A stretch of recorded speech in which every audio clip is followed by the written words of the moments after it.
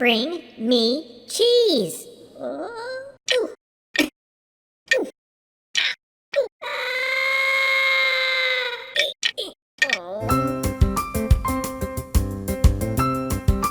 Now, it's time for a MiceTower review with HR, the house room.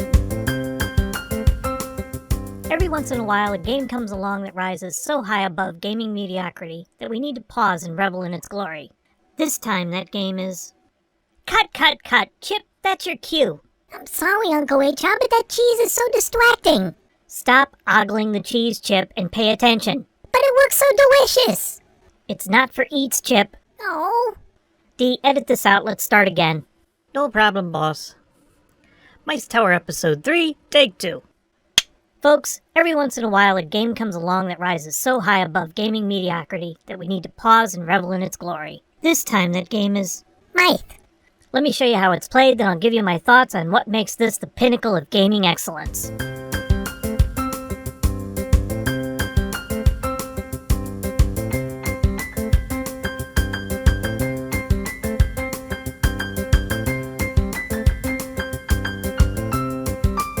In Mice. Players will move their hero mouse along a path beginning at the village of this clever pop-up game board. Hold on.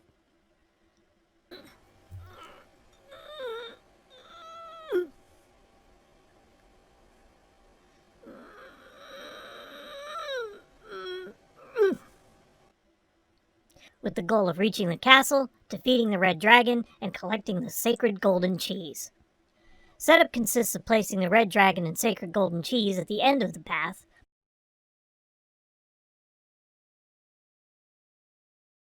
placing the player's hero mouse tokens in the village, and distributing to each player between 3 and 6 cards as evenly as possible based on the player count. These cards will form the player's hand and are kept a secret from the other players. The player with the biggest ears is selected as the first player. Gameplay begins with the draw card phase, where the current player will blindly draw cards from opposing players' hands and place them face up in front of themselves. The player is attempting to gather adventure cards with adventure points needed to move, or the legendary item cards needed to defeat the dragon, which also add movement points. They do this while avoiding drawing obstacle cards, which will end the current player's draw card phase. Drawing an obstacle card also forfeits any adventure points the current player has accumulated, so players will need to decide if it's worth pushing their luck to draw additional cards. If, however, they choose to stop drawing cards or run out of cards to draw, the current player will then advance their hero mouse along the path by adding up all the values on the cards in front of them and spending 1 adventure point for each dot on the next open space in the path to move to that space. Play then proceeds to the give cards phase, where the current player will distribute their cards to other players as they see fit, including keeping cards for themselves, but ensuring that each player has at least 1 card in their hand. Play then proceeds to the next player and continues until a player is able to defeat the red dragon by advancing into the castle with a legendary item card in their hand. That player is the winner and collects the sacred golden cheese. So what makes Mice. so special? For starters, it's beautifully illustrated by Yoshiro Aosawa and Samuel Leasco, but the one thing that sets this game apart from others is that designer Koji Malta and publisher Ludi Creations take their cheese seriously. You hear that, Hasbro? You need to step up your game. I mean, look at... Where did it go? Chip, get back here with my cheese!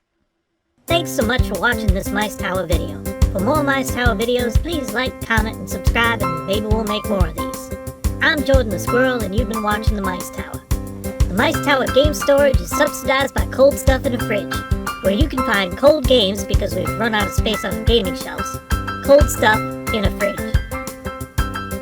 Where's my cheese? Squirrel, what did you do with my cheese?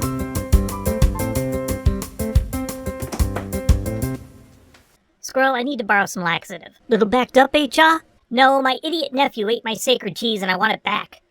Oh. Squirrel splat.